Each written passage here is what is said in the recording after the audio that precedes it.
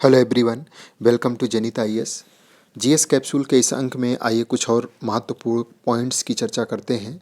जो कॉन्सेप्चुअल चीज़ें directly exam में पूछी जाती हैं उनसे रिलेटेड कई चीज़ें हम आज आपके साथ इसमें डिस्कस करेंगे। देखिए, एक है संयुक्त अधिवेशन, जिसकी चर्चा संविधान के आर्टिकल 108 में की गई है।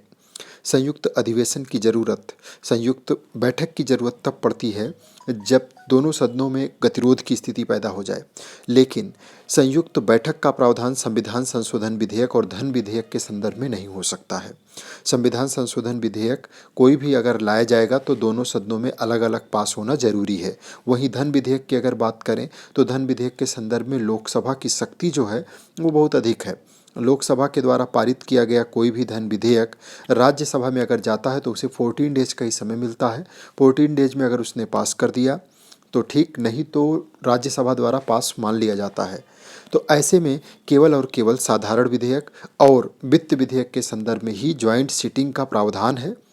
और उसमें भी ये बात ध्यान रखिएगा कि जो ज्वाइंट सिटिंग होगी उसकी अध्यक्षता लोकसभा का अध्यक्ष करता है। ज्वाइंट सिटिंग लोकसभा के नियमों के आधार पर ही संचालित होती है। अगर लोकसभा का अध्यक्ष अनुपस्थित है तो लोकसभा का उपाध्यक्ष संयुक्त बैठक की संयुक्त अधिवेशन की अध्यक्षता करेगा। अगर लोकसभा का उपाध्यक्ष भी उपस्थित नहीं है तो राज्यसभा का उपाध्यक्ष उसकी अध्यक्षता करेगा। राज्यसभा का सभापति नहीं, राज्यसभा का उपाध्यक्ष। और इसके साथ ही ये भी बात ध्यान रखिएगा कि जिस बात को लेकर के गतिरोध है वही गतिरोध की चर्चा वहाँ पर होगी। उसमें किसी भी नए तरीके के संशोधन को प्रस्तावित नहीं किया जा सकता है। आर्टिकल 109 कहता है कि किसी धन विधेयक को राज्यसभा में पुनर्स्थापित नहीं किया जाएगा। कोई भी अगर धन विधेयक है तो वो लोकसभा में ही प्रस्तुत किया जाएगा। और कोई विधेयक धन विधेयक है या नहीं इसका अंतिम निर्णय कौन करेगा? लोकसभा अध्यक्ष। और उसके बाद लोकसभा से पास होने के बाद वो राज्यसभा भेजा जाएगा, जहाँ पर 14 दिनों के अंदर उसे पास करना होगा। अगर राज्यसभा किसी तरीके का में संशोधन करती है जिससे लोकसभा सहमत नहीं है तो बिना संशोधन वाला मूल विधेयक ही राज्यसभा, जो लोकसभा ने राज्यसभा को भेजा था, वही मान्य होगा। और अगर लोकसभा सहमत है तो वो स्वीकार कर सकती है। राज्यसभा के द्वारा 14 दिनों के भीतर धन विधेयक को वापस किया जाना चाहिए। धन विधेयक के लोकसभा में विफलता पे सरकार को त्यागपत्र देना पड़ेगा।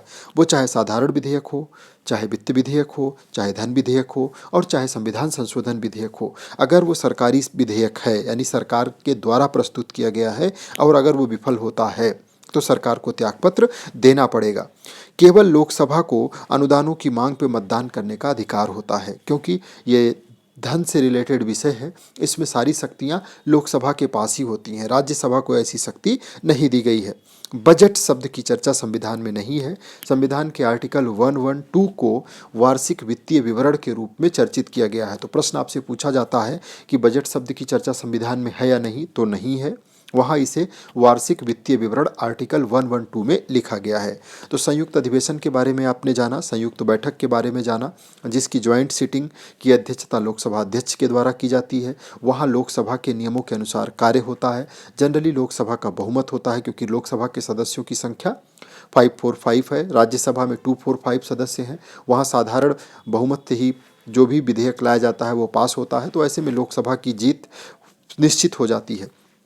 कोई नवीन संशोधन वहाँ प्रस्तावित नहीं किया जा सकता है। ये सारी चीज़ें ज्वाइंट सिटिंग से रिलेटेड है। आर्टिकल 108 है जो ज्वाइंट सिटिंग का है, ये याद रखिएगा। आर्टिकल 109 जो है ये कहता है कि जो भी कोई धन विधेयक होगा वो लोकसभा में ही पुनर्स्थापित होगा। और धन विधेयक की परिभाषा संविधान के आर्टिकल 110 यानी 110 में धन विधेयक को परिभाषित किया गया है। धन विधेयक के संदर्भ में सारी शक्तियाँ लोकसभा के पास ही हैं।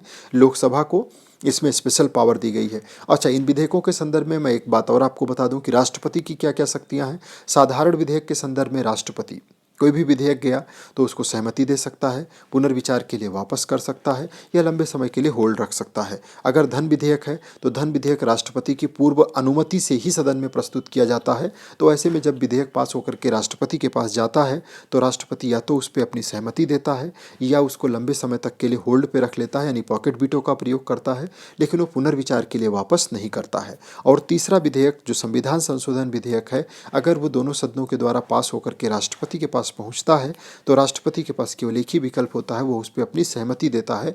ना उसे पुनर्विचार के लिए वापस कर सकता है और ना ही उसमें पॉकेट वीटो का प्रयोग कर सकता है। तो ये कुछ महत्वपूर्ण कॉन्सेप्ट्स थे जिनसे डायरेक्टली क्वेश्चन पूछा जाता है एग्जाम में। तो हम लोगों ने इसकी चर्चा इस अंक में किया है।